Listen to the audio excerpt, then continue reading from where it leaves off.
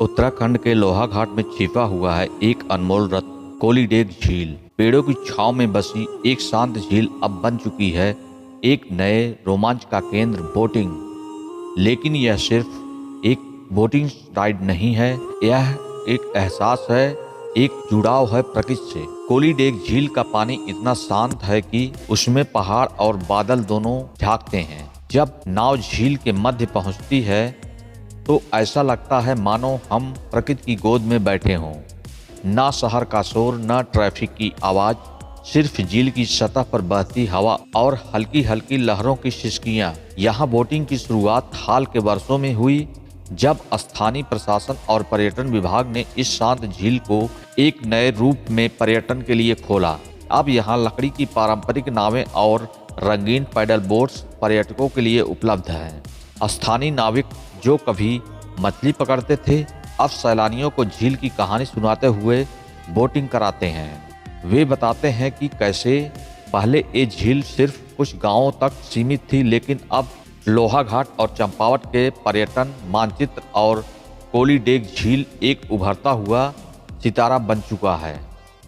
यहाँ बोटिंग करते समय दूर तक फैले देवदार और चीड़ के जंगल, झील में पड़ती सूर्य की किरणें और पक्षियों की चहचहाहट आपको एक अलग ही दुनिया में ले जाती है। कोलीडेग झील पर बोटिंग का असली आनंद मार्च से जून और सितंबर से नवंबर के बीच लिया जा सकता है। इन महीनों में मौसम सुहावना रहता है और आसमान बिल्कुल साफ रहता है। बोटिंग आमतौर पर सुबह 9 बजे से शाम 5 बजे तक चालू रहता है। पर्यटक यहाँ 20 से 30 मिनट की राइड ले सकते हैं, जिसमें वे झील के चारों ओर का प्राकृतिक सौंदर्य और शांत वातावरण का पूरा आनंद ले सकते हैं। कई लोग कहते हैं कि कोलीडेग की बोटिंग उन्हें नैनीताल की याद दिलाती है, लेकिन यहाँ भीड़ नहीं है, यहाँ शांति है, यहाँ आत्मा को छू लेने वाला सुकून है। कभी कभी झील के बीच रुककर आंखें बंद करने का भी एक अलग आनंद है, जैसे प्रकृति आपको अपने भीतर बुला रही हो। यह अनुभव कोई एडवेंचर पार्क जैसा नहीं, ये एक आध्यात्मिक यात्रा है, जहाँ नाव नहीं भाव बहते हैं, जहाँ पानी में सिर्फ नाव नहीं स्मृतियाँ तैरती हैं।